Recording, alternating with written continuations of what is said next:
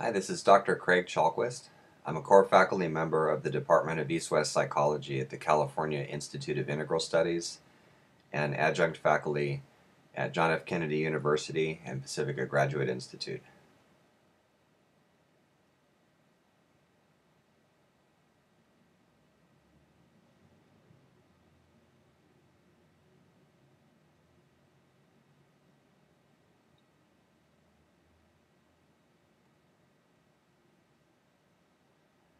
Everything we perceive, use, and work with comes through us through the lens of our own consciousness, and yet we usually take the things in our life at face value, forgetting that they affect us on a profoundly psychological level. So in this slideshow, I'd like to examine the psychology that petroleum use pipes into our personal and collective consciousness, and also the mythological associations that cling to petroleum use.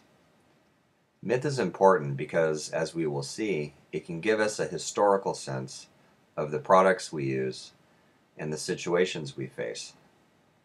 Among other things, myths represent responses to similar events faced by people of the past who storied their experiences to try to make sense of them, sorting through them to find which were beneficial and which were harmful and even deadly.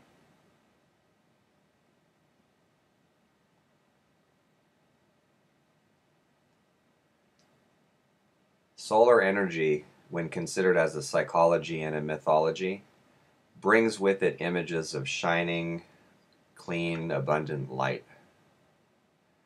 The ancients said that the sun god or goddess came out every day to cross the sky and light the entire world.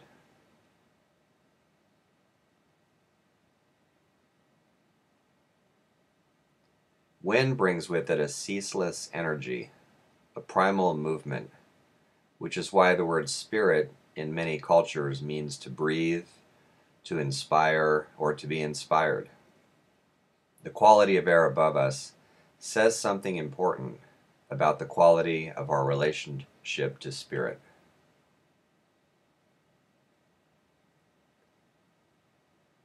Like wind, waves bring a ceaseless motion, but in cycles instead. The element of water floats, pushes, washes, and dissolves, which is where our word solution comes from. We can feel water's translucency. We can see its resiliency and its depths.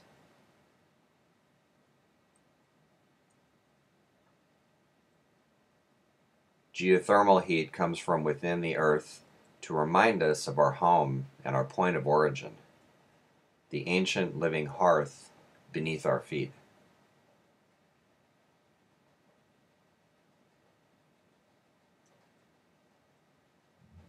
So what then is the psychology and the mythology of petroleum?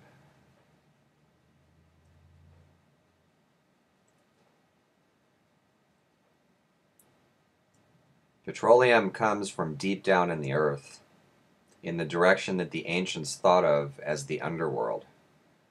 Old, dark, and toxic, it is what remains of organic matter like algae and zooplankton, settled from millions of years ago on the ocean bottom and heated and crushed before turning black. Petroleum points back to a past in which the air above us was hot and unbreathable, until the organic forces of life drove excess carbon underground to store it there so that everything could live.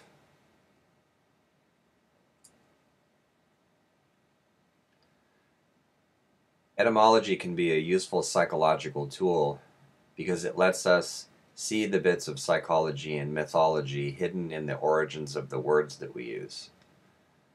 The word petroleum goes back to Greek words that mean rock oil. Gasoline refers to chaos.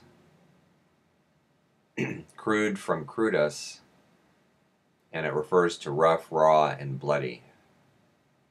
Carbon, black, burnt, singe, fire, coal, brazier, and smoke, all underworld terms.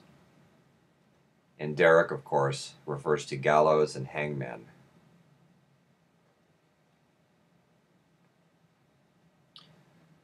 So a bit of history about petroleum use in the U.S. The Drake well in Pennsylvania was the first large commercial well, and it's named after Edwin Drake, who is actually not a colonel of anything. He took that name in order to sell things among the locals. The scaffolding of this well, which stood for a while near Titusville, was only up for a few months, and then it burned to the ground. And as this was going on, the Yokuts people, who were native Californians in the Central Valley, had also discovered petroleum, but they were using it for a different purpose. They used it to make death masks.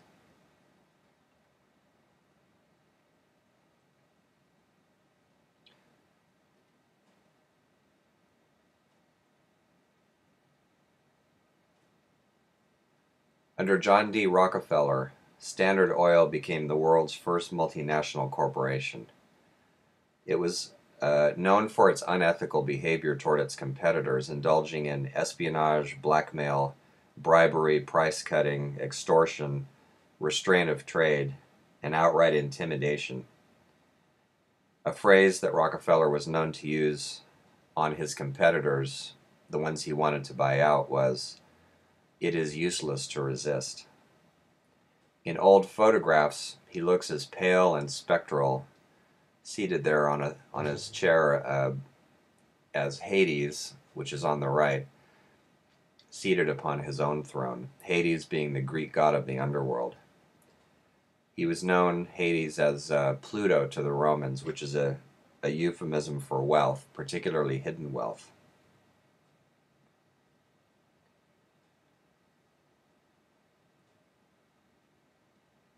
Standard Oil's practices became so infamous that the company itself was known in the press as the Anaconda.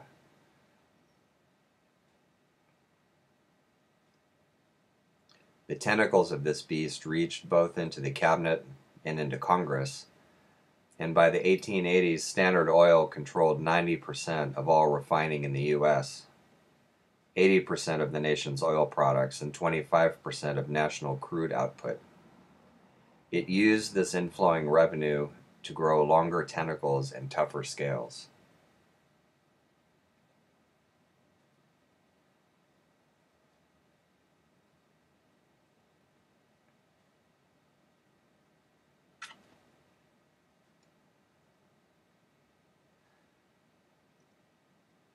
In 1911, Standard Oil was broken up when Theodore Roosevelt made use of the Sherman Antitrust Act.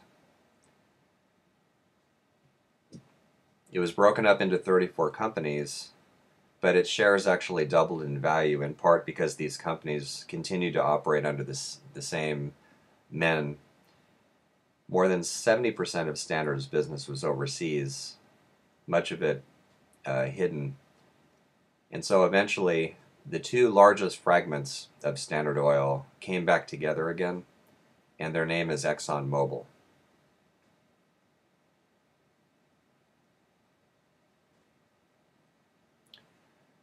So if we think psychologically about internal combustion, think of it as a symbol or a metaphor.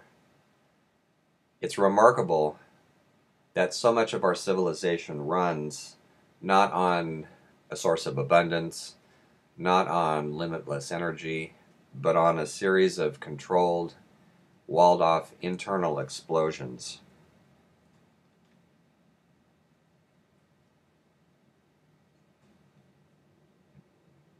A basic rule of psychology, of course, is that what is stirred up and, in this case, exploding on the inside eventually gets externalized and explodes on the outside as well.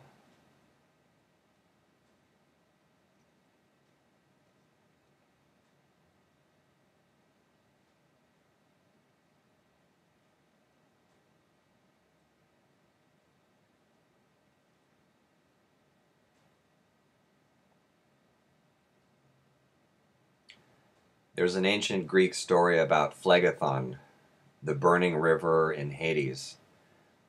The petroleum industry has brought this river back to life in the form of the Cuyahoga River, which has burned 13 times from oil spills.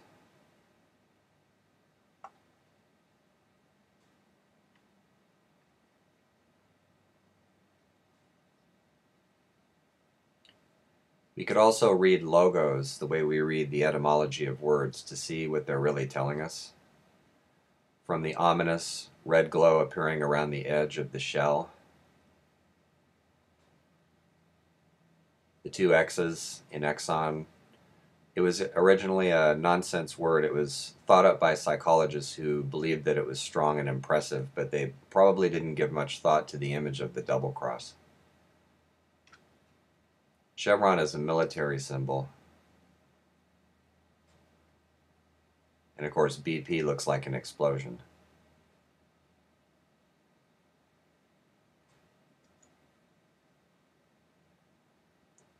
In keeping with the underworld theme, there have been numerous deaths of workers at refineries over the years. 80 on record refinery deaths between 1995 and 2008. The actual number is thought to be far, far higher than that.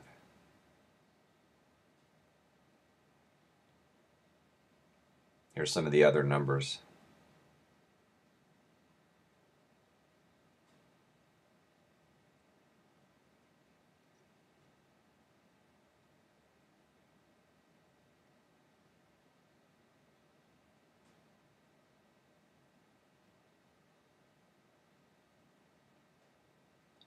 Deaths involving solar, wind, and water power, 0.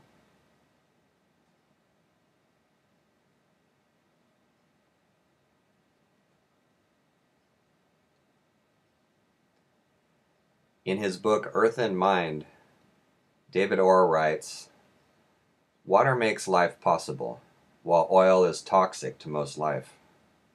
Water in its pure state is clear, oil is dark. Water dissolves, oil congeals. Water has inspired great poetry and literature. Our language is full of allusions to springs, depths, currents, rivers, seas, rain, mist, dew, and snowfall. We think of time flowing like a river. We cry oceans of tears. We ponder the well springs of thought. Oil, on the contrary, has had no such effect on our language.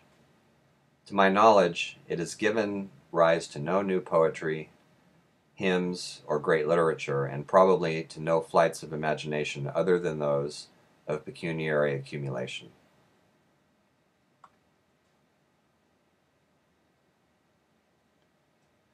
It has also given rise to the Great Pacific Garbage Patch floating in the ocean. It's now the size of a small state. Petroleum isn't just used for fuel, it's also used to make plastics.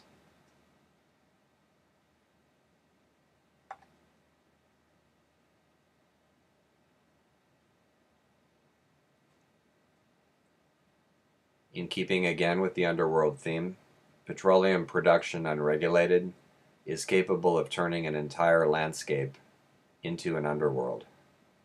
The underworld thereby becomes an upper world.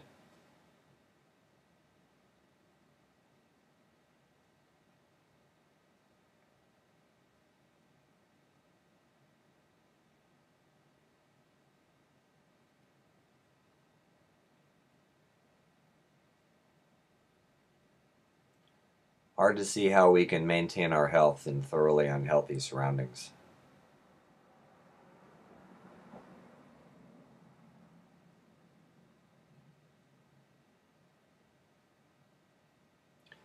Here's David Orr again. Cheap oil and the automobile pitted community against community, suburban commuters against city neighborhoods. Money made from oil and oil-based technologies corrupted our politics, while our growing dependency corrupted our sense of proportion and scale. To guarantee our access to Middle Eastern oil, we have declared our willingness to initiate Armageddon. We are now spending billions in fulfillment of this pledge, even though a fraction of this annual bill would eliminate the need for oil imports altogether.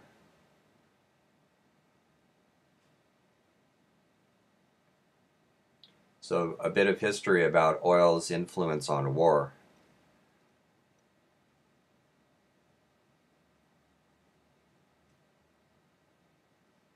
The Spanish-American War, of course, was subsidized by Standard Oil, and its impact on American politics. Texaco tankers were sending oil to the dictator of Spain on credit. This also helped out the Nazis by way, who, thanks to oil executives, obtained very accurate plans and technical schematics coming from America's aircraft industry.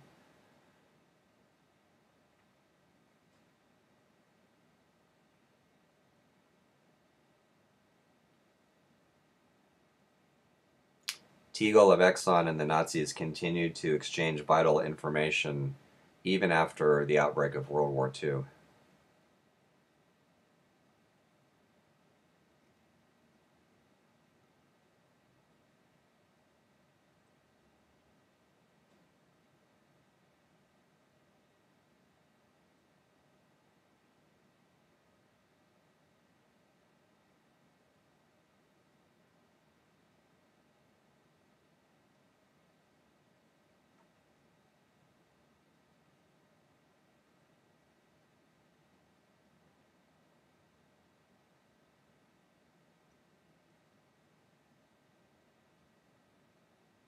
By the early 1900s, the United States was noted for its clean rail systems.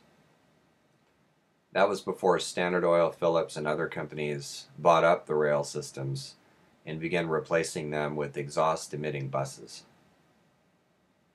If you think about the thousands of traffic casualties that we experience every year, it's grim to consider them in the context of rail accidents, which amounted to perhaps a handful of people a year, if even that.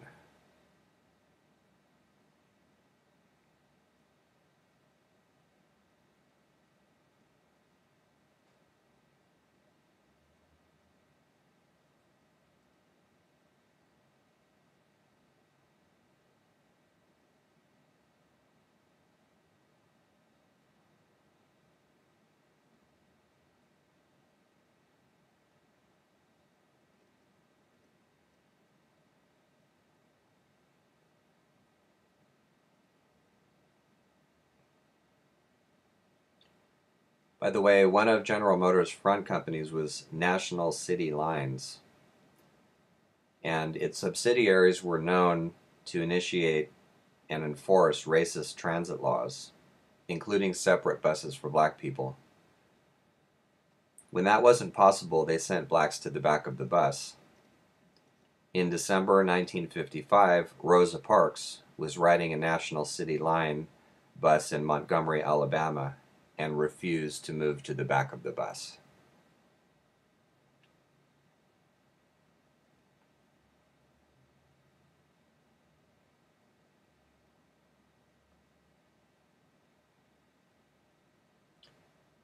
Roosevelt's call for an embargo of oil supplies from Indonesia cut the oil supply line to Japan.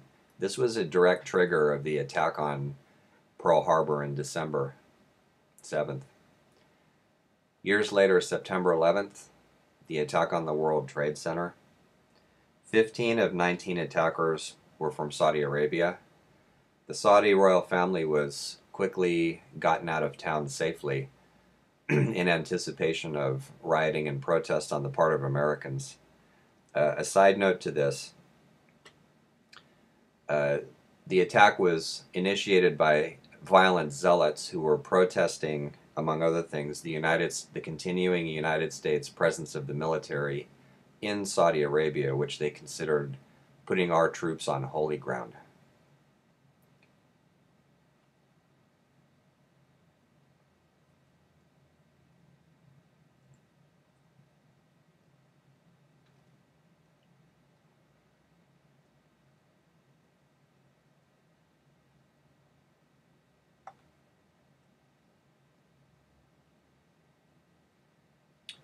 This 10 to 25 billion subsidy figure is probably very conservative. It doesn't count hidden subsidiary payments as well, such as research for oil production.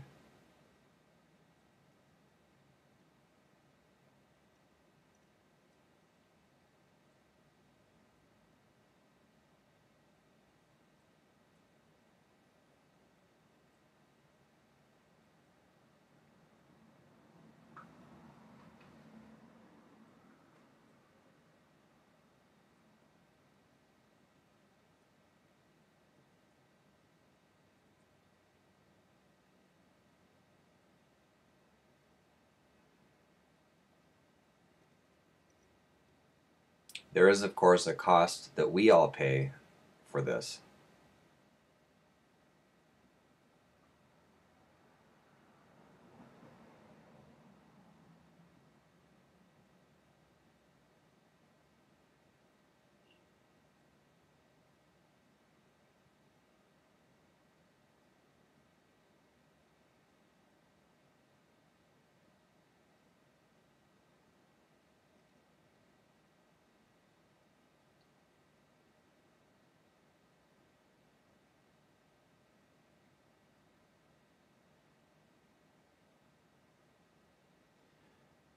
The health costs alone in this list really are incalculable as well. Nearly a million Americans live within 30 miles of an oil refinery, and each of these refineries emits millions of pounds of benzene, formaldehyde, nickel, lead, sulfur dioxide, and other pollutants. According to the EPA, if you're within 30 miles of one of these refineries, you're within range of exposure to benzene concentrations that are in excess of the Clean Air Act's acceptable threshold.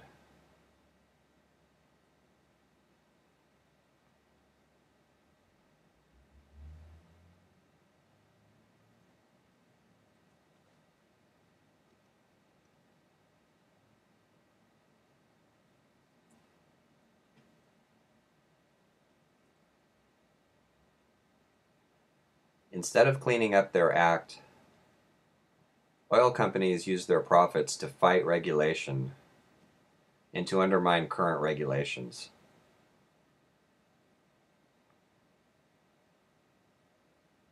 After the Exxon Valdez oil spill, ExxonMobil told cleanup workers that they were safe, even though oil in the air exceeded federal standards by 400 times. After failing to report 6,722 cases of upper respiratory infections, the company lobbied to avoid having the spill designated as a cleanup of hazardous waste.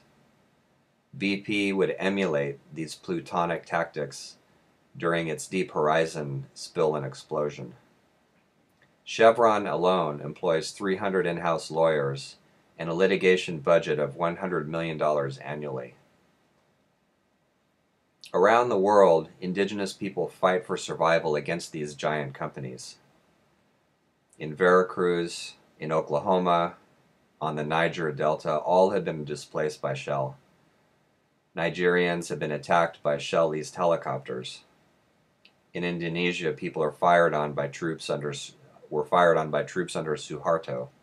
Burmese villagers were tortured and enslaved by a junta supported by Unocal, which is now owned by Chevron.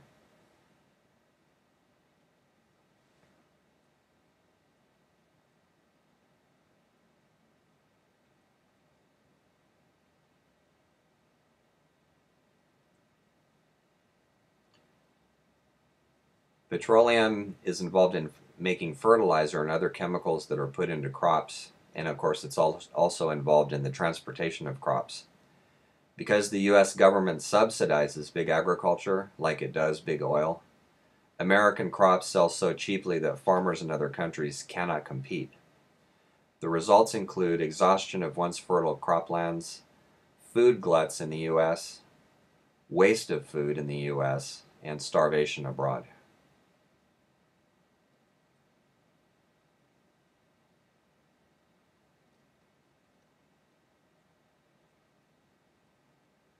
In the councils of government, we must guard against the acquisition of unwarranted influence, whether sought or unsought by the military-industrial complex. The potential for the disastrous rise of misplaced power exists and will persist. We must never let the weight of this combination endanger our liberties or democratic processes. We should take nothing for granted. Only an alert and knowledgeable citizenry can compel the proper meshing of the huge industrial and military machinery of defense with our peaceful methods and goals so that security and liberty may prosper together. Dwight D. Eisenhower, 1961.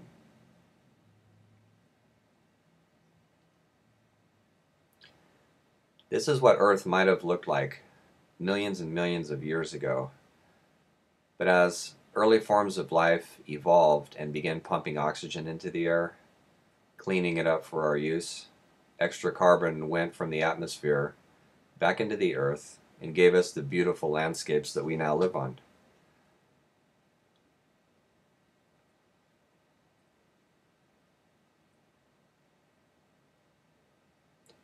Petroleum reverses this cycle. Instead of moving from non-living to living, it moves us from conditions that are livable to those that are unendurable for us and for other species as well.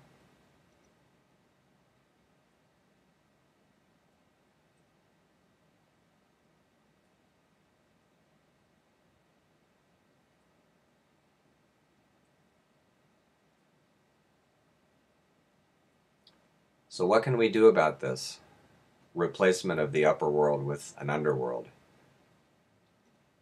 Being mindful of how you get yourself around, using petroleum-driven means as little as possible can help, as can doing a little bit of homework to find out who independently owns gas stations near where you live instead of using one of the big ones that have caused so much damage. The less meat you eat, the less the carbon footprint of transporting it to you, and the same with other food items. It's relatively easy now to just buy a few solar panels and see how they work. And solar technology is improving all the time.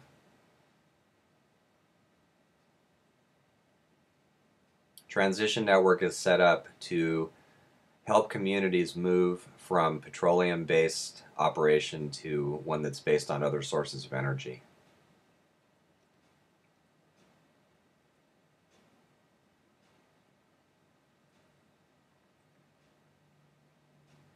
We evolved in the natural world, so it would make sense that contact with it improves our health, our morale, our moods.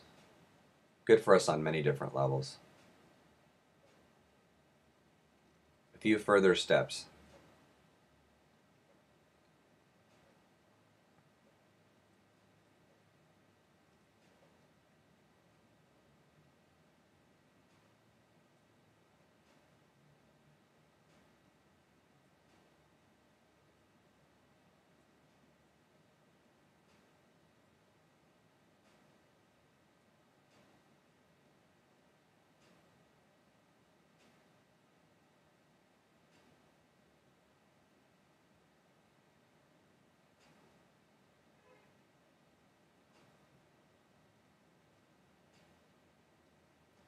And one final thought from ancient wisdom.